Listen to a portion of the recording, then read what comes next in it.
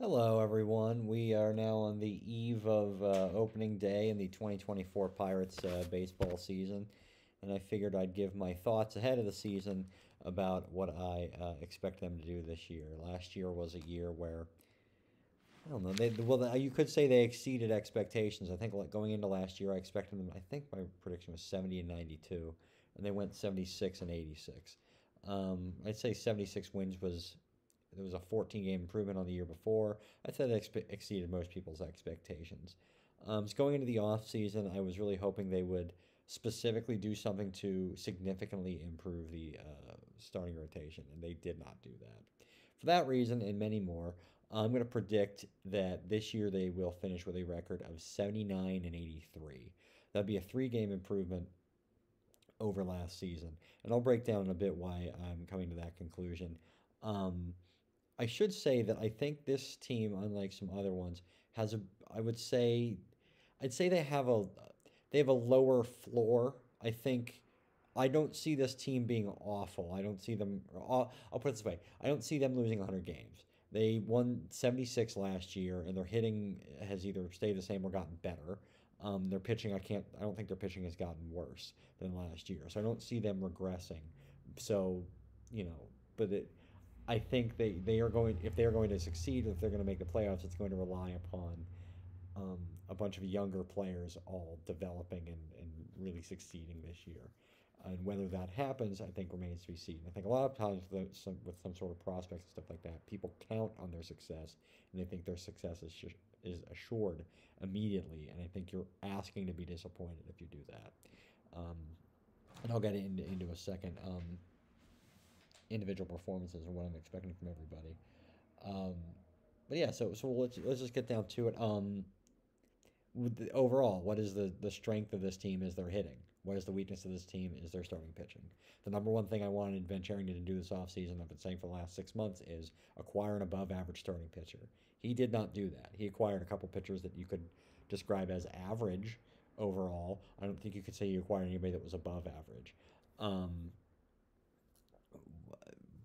and this also goes in along with the fact that Johan Oviedo is going to be out for the entire season. I would say that he would be coming out of last season, he would be the second best starting pitcher in the Pirates rotation, given what we had, and now you're without him, and so that made improving the starting rotation even more of something that needed to have happened over this offseason, and I don't think Cherington did that significantly enough, and that's why I'm not predicting them to make the playoffs. They could make the playoffs, and let me say this for the record, and I know it's going to sound like I'm hedging my bets here, but I think this is a team that they could make the playoffs. This team could get up to the low 80s for wins, the mid 80s for wins, even if a bunch of things break their way. But all things being equal, and just trying to control for somebody's going to get injured at some point. Some significant player probably will not play the entire season. That's just how baseball works. Controlling for all of that, that's why I predict 79 wins. But you look at their starting rotation. Their best starting pitcher is Mitch Keller. He made the All-Star team last year. Hey, that's great. They've got one starting pitcher that's above average. After that, whole bunch of question marks. Two starting pitchers they acquired over the offseason were Martin Perez and Marco Gonzalez. And just some stats I've compiled about them, which are why I think they're two big question marks. Perez, 4.44 career ERA. That's not bad, but it's not really good either. That is about the definition of average. I think of 4.50 as an average ERA. Last year, Perez's ERA was 4.45. So just right pretty much at his career year of 4.44. He had one stellar year, 2022. He has had an ERA over 4 in 9 of the last 10 years. Am I supposed to see these stats and think, oh, there's the guy, he's going to be a stalwart of the Pirates rotation? I just don't see it. Then there's also Marco Gonzalez. His career ERA, 4.14. That's better than Perez's, but still not amazing. Last year in 10 games, so somewhat shortened the season because of injury. Marco Gonzalez, 5.22 ERA. That's nothing to write home about at all. That is objectively bad. So your starting rotation is Mitch Keller, who, hey, there we go, we got him. A couple guys who are average. And then you're going to have two other people coming out of spring training that technically you could say they earned spots in the starting. Well, one of these guys more than the other actually earned it. It's in spring training. The one that didn't was Bailey Falter. He was terrible in spring training. And for the record, I don't take any stock in what guys do in spring training. I think I've seen guys that have been good in spring training and ended up doing nothing in the regular season, and vice versa. So I don't really read into anything guys do in spring training. You're half the time you're facing, minor leaguers on the other team. You're just working on stuff. I don't read a whole lot into spring training stats. Bailey Falter, though, not only was he bad in spring training, but he also has just had a very below average to average at best major league career. But entering this season, he'll be your fifth starter. Your fourth starter is a guy that everybody's high on right now is Jared Jones. And I'm not ready to, I'm not as, everybody's excited about him. They're like, oh man, there we go, Jared Jones, holy crap, one of their top prospects actually got put on the major league team out of spring training. Look at that, isn't that incredible? I'm just like, he could be great. He could do well for the Pirates in his career. But I think if you are counting on Jared Jones to be above average from the get-go in the major leagues, you're, like I said before, you're asking to be disappointed. These guys are rookies. Like, they're young. It just, I don't know. He could succeed, but it's just, I wouldn't count on it. I wouldn't say that is assured because this is the first time he's going to be facing major league hitters in games that count. So that's your starting rotation. Keller, Perez, Gonzalez, Jones, and Falter. And that overall, the ceiling on that rotation is average, I think. And so that's why I put the record as 79-83. I'm like, if you have an average rotation, it's about an average-ish record. One guy that a lot of people are, again, high on is Paul Skeens, obviously the number one overall pick last year. And again, the same caveats I had with Jones is with him. It's even more so with Skeens. Everybody's like, he would make the team better immediately at the major league level. I'm like, you don't know that. He has pitched a grand total, I believe, 6 2/3 innings in his professional career. That is 6 2/3 innings in the minor leagues.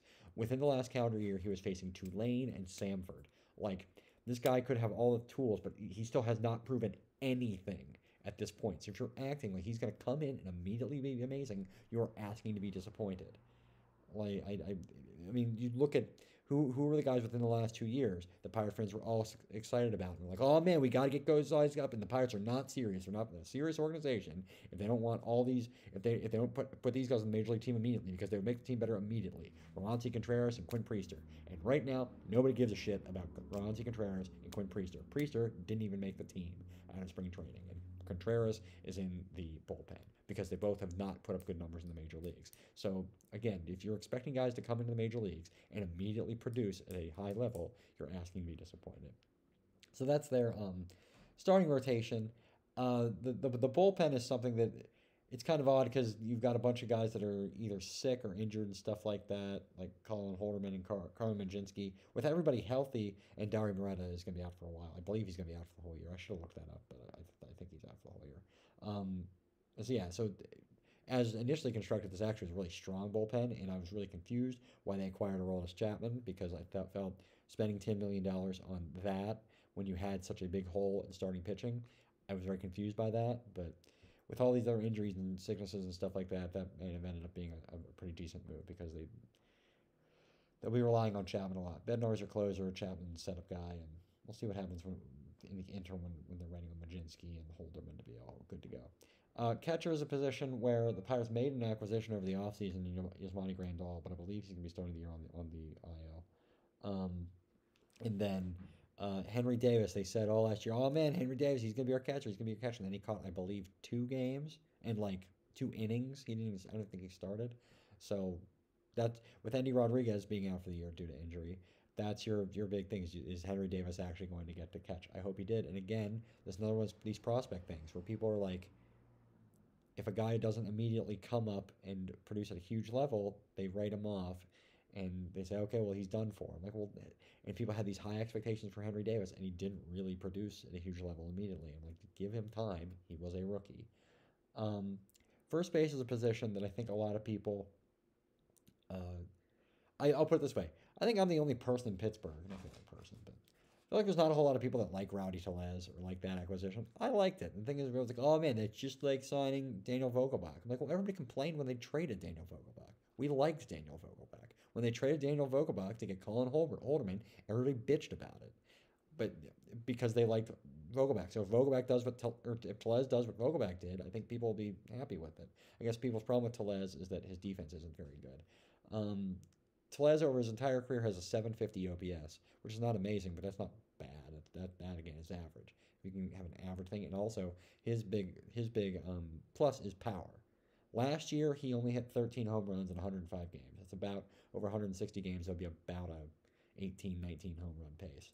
Um, in 2022 he hit 35. So the guy has huge power. If you can get a lot of power on the first base, that's the position where you want power from, right? And so, I'm fine with Rowdy Tellez as your first baseman since you're also going to have power from other places, like shortstop. O'Neal Cruz played, 6 or 7 or 8 games last year. He's back, finally. Again, now the thing with Cruz is, like, I think people are really high on him, but it's like, remember, he's only played, I think, 87 games in his major league career. He's still very young and inexperienced, but the guy has power out the yin yang. I think he led the majors in spring training and home runs. Again, spring training stats, so what's it matter? But that's a feather in his cap. Second base, you've got Jared Triolo is going to start the year as starting second baseman apparently, and I don't know. A lot of people are high on him. I think he came up last year and hit a whole lot of singles and had an extremely high BABIP, like a 400 something. And I'm like, that is not sustainable. And so, I don't know.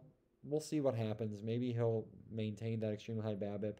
Maybe he'll develop some power. I don't know, but that's your second baseman. Whatever. With power from first base and potentially shortstop and Cruz. That's a couple power places. And Ke'Bryan Hayes developed some power last year. He had a hell of a second half of the season. So that was good to see from him. So there you have some places with power. Speaking of power, left field, Jack Sawinski. He had I should have written down exactly how many home runs he hit last year, but I think it was in the 20s. That's a power position. Right field, Brian Reynolds. Um, he's got power. Center field is a guy they just acquired, Michael A. Taylor, which that's a fine acquisition. He actually had a good amount of power last year, 21 home runs in 129 games. Um, and that's with a guy with a 683 career OPS. That home run total was, I think, a bit of an outlier. But, the gist of what I'm saying is this offense has a bunch of guys that can hit home runs for you. And that's a way to score runs in bulk, which is a way to win ball games. The problem is, and the thing is, with the starting pitching as it is, they need, if they're going to make the playoffs, they need to win a lot of games 6-4 or 7-5. Can they do that? I don't know. I think that remains to be seen. But, this offense has a lot. Oh, and then designated hitter, you got Andrew McCutchen back. One home run shy of 300. Last year, he had a damn good year. A year that I think might lead to some unrealistic expectations for him among fans because I think he had his best year probably in about 4 or 5 years. And the guy's 37 years old. Who knows how long he can produce at that level, but it's always good to have Kutch. But so, anyway, we'll see what happens. It's always good to have baseball season back, and the team had, I believe, a winning record, like just over 500 in August and September. I think they played like one game in October combined. So they ended. It's not like they ended the year in a slump. They ended the year in a positive direction over those last 2 months. The problem is just they really sucked in like May and June and July, or no, yeah, May and June and July, like around those months. And that's how you went from 20-8 to a losing record. So I don't know. This isn't going to be one of those god awful Pirates teams that's going to have the worst record in the league. I think they're going to be very average. Hopefully, these words look overly pessimistic come October, but that's how I see it. Yeah. So let's go Bucks.